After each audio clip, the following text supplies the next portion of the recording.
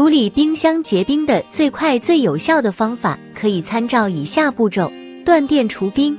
首先，将冰箱的插头拔掉，以确保在处理过程中不会触电。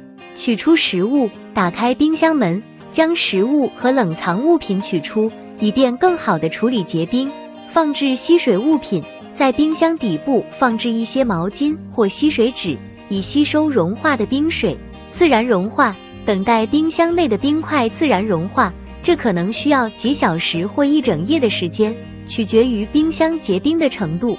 清除冰水，一旦冰块完全融化，用干净的布擦拭冰箱内部，确保没有残留的水分。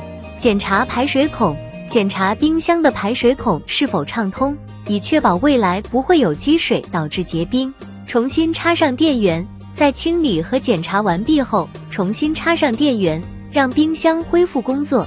在处理冰箱结冰时，需要注意以下几点：避免使用尖锐的工具刮除冰块，以免损坏冰箱内部。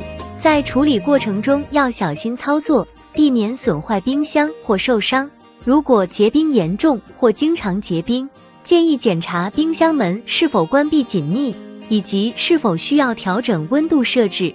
通过以上步骤，您可以快速有效地处理冰箱结冰问题，确保冰箱的正常运行和食物的安全储存。